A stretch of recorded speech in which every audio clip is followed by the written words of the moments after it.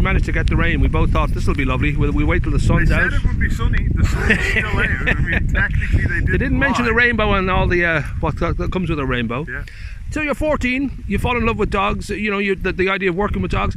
At that age, was it just literally a passion?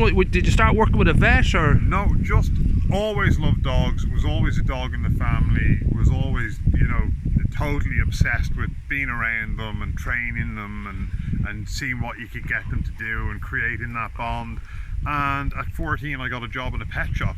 And then it just kind of continued to develop from there. I worked in dog kennels, a few horse stables when there was no work available in dog kennels in the off season, and that just went over the years. So over the last 15 years with dogs, you've certainly noticed stuff like diet is so important to their temperament. And how, was that something that you just sort of observed from a distance, or did you go think, well, I'm going to try and find out what's going on here with these? No, it was purely a coincidence at first that I kind of started to notice, you know, different dogs being fed different things. You were getting different behaviours, and not always were the expensive foods necessarily the good foods, you know.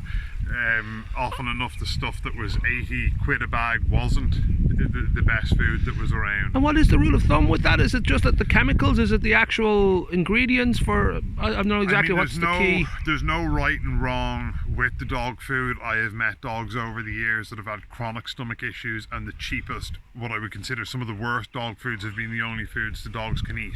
As a general rule, what I found with activity levels, if there is a lot of corn in the food or a lot of rice or a lot of unidentified cereals with the cheaper foods, that seems to give them a lot of energy. Okay. The dog foods that seem to stick to meat and veg, where you've got, you know, kind of a nice source of meat protein and a good quantity of it, and you've got carrots, potatoes, peas, you know, apples. You're getting all sorts of lovely stuff in the foods now, and the dogs that are on those foods do seem to be on a bit more of an even keel. So beyond being incredibly interesting at dinner parties, how did this sort of work out for you in regard to figuring out I can sort of, you know, get it out there, try to help other people with their issues? Was it true, I don't know, just working generally? Yes, I worked in a pet shop for about 5 or 6 years running it, and then came to the conclusion that the clever thing to probably do was to open my own shop. So we did that, and we had our own shop for about 5 or 6 years.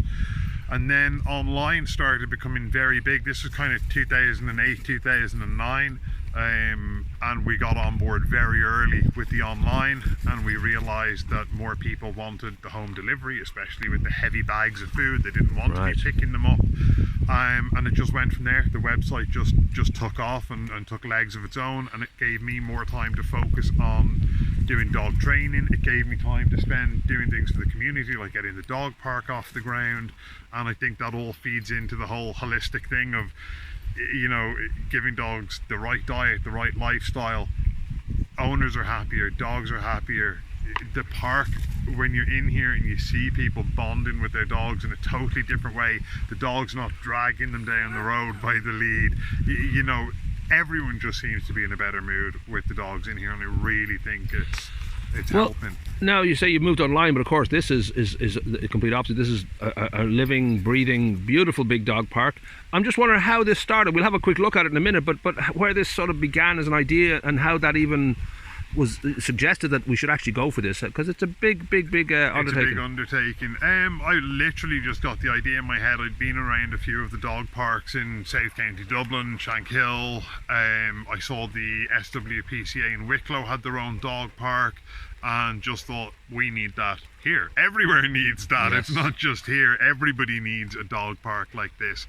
And it was hard to kind of get the attention at the first, and then I'd had a conversation with Jennifer Whitmore and Pierre Leonard from Arklow, and the two of them were so supportive. They really got behind it.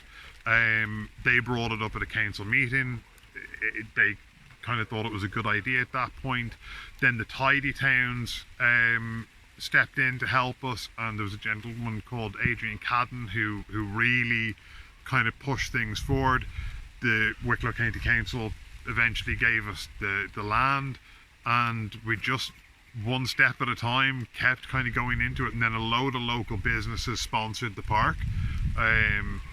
We will list those, I think. I want to make sure that everybody who did contribute will put a physical list above this, because I think that's such a huge thing, because people sometimes assume these things just pop out of, funding, or there's some magic money tree that just pays for these. But well, I mean, if it hadn't been for the group effort of everybody, it wouldn't have happened. So I mean, there's just so many people that are responsible for really taking off, and for local businesses, especially given the last year and a half we've had, for them to step up and say, this is something we want to see happen and we're willing to put money into it. That was a real, gave me all the lovely feels. Now, you did mention the fact that it's often, and certainly Greystone suffered this, just as like a little kind of half acre, just about enough to swing a cat in, which some dogs love to do, but it's not enough really just to swing a cat.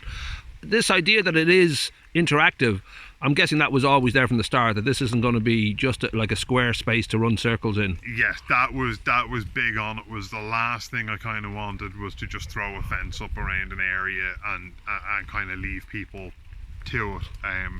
You go up to dog parks where that's the case, and people are just standing around and they're not doing that interaction with the dog, which is really what I wanted to focus on. So having the separate puppy park, where young dogs or nervous dogs can go in and be gently introduced to socializing, that's been a big hit. And you can't really see it, but there's another section at the end here with a gate on the far side, right? And that's for individual use, and that was another thing I really wanted, so that dogs that either had aggression issues with other dogs or aggression issues with people, or who were just very nervous, that all the dogs would have somewhere to be able to play, and again give people the opportunity to work with their dog, in the hope that if they're playing near the other dogs, they'll get better and better and eventually be able to come in here and run with all the other dogs.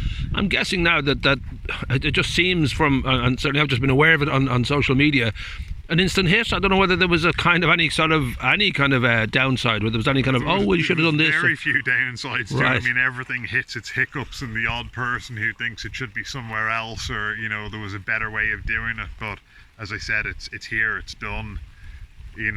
What more could you ask for? I would imagine everybody in Greystone's looking at this would hope and pray that we do have something like this one day. Is it I don't know whether there's been any suggestion of taking this idea out to other communities? Yes, there has. Wicklow Council have been in touch with me with regards to being involved in other parks. We've had a county councillor from Drogheda come down and visit, and he's interested in us helping with opening a park up there.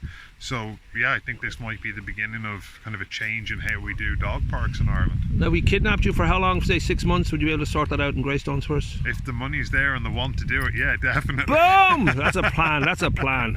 Now, magic. Thanking you.